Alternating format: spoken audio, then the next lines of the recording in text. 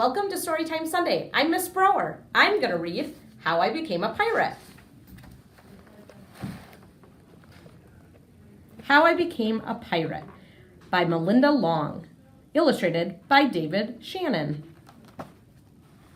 Pirates have green teeth, when they have any teeth at all. I know about pirates because one day when I was at the beach building a sandcastle and minding my own business, a pirate ship sailed into view.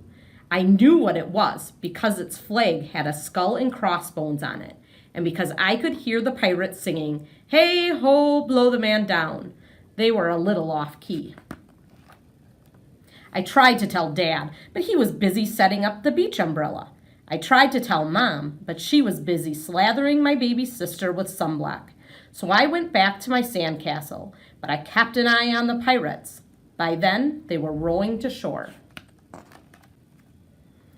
When they landed, the head pirate climbed out of the boat and yelled, "Ahoy thar, matey! Be this the Spanish Main?" "No," I said, "this is North Beach." "Shiver me timbers," the pirate said. "We must have taken a wrong turn at Bora Bora." He walked around my sandcastle. He looked at the moat. Then he yelled back to his crew, "He's a digger, he is, and a good one to boot." "A good one to boot," the others agreed.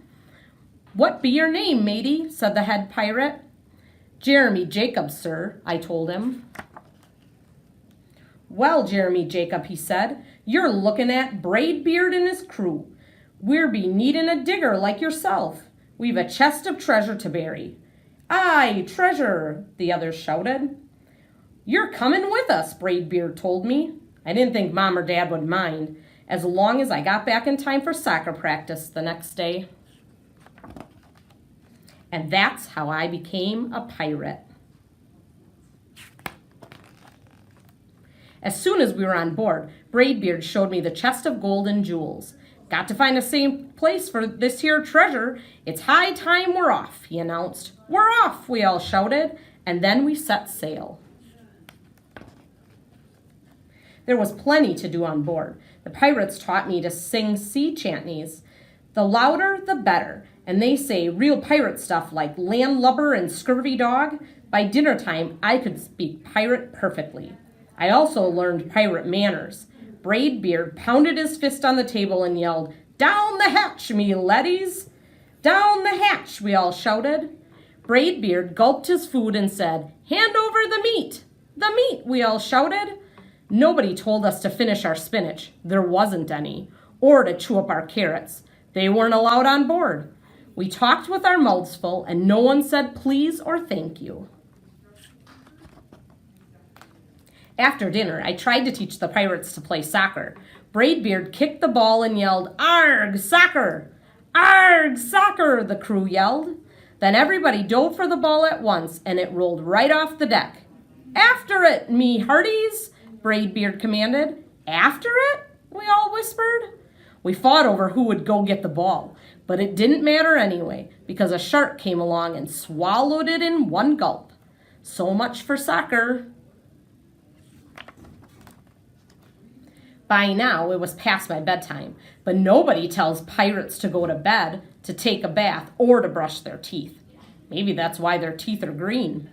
Pirates sleep with one eye open just in case, and they don't change into pajamas unless they want to.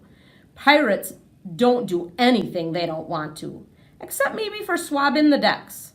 I wanted to be a pirate forever. But then I found out what else they don't do.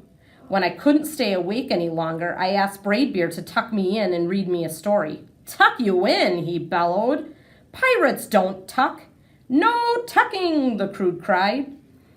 The only thing that they had to read was a map.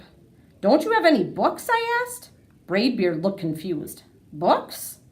I didn't even bother to ask about a good night kiss. It wasn't easy to fall asleep without a story, but I was finally dozing off when a storm broke. Thunder boomed and lightning flashed. I tried to hide under the covers as waves slammed against the ship, but I kept falling out of my hammock. I couldn't find anyone in the cabin. They were all on deck. "Lower the sails," Braidbeard shouted. "Batten down the hatches." Everyone ran around yelling and lowering and battening. No one had time to sit close and tell me it would be over soon. Nobody even noticed me. I decided that I didn't want to be a pirate after all. Just then, flash, crash, crack! Lightning hit the mast and split it right down the middle. "What'll we do now?" yelled one of the pirates. "We'll have to turn back," called another. "But the treasure!" hollered Braidbeard. "Where will we bury the treasure?" I stepped forward. "Maybe I can help," I shouted over the wind. "I think I know the perfect digging spot." When the storm was over, we rowed back to the shore and buried the chest. We drew a map so we could find the treasure again, but I didn't think I'd need it. Jeremy Jacobs' backyard. After that, the pirates repaired the ship and got ready to set sail. Before they left, Braidbeard handed me a flag and said, You make a fine pirate, Jeremy Jacob. Guard that treasure well. We'll be back to get it soon enough." "Soon enough," the crew repeated.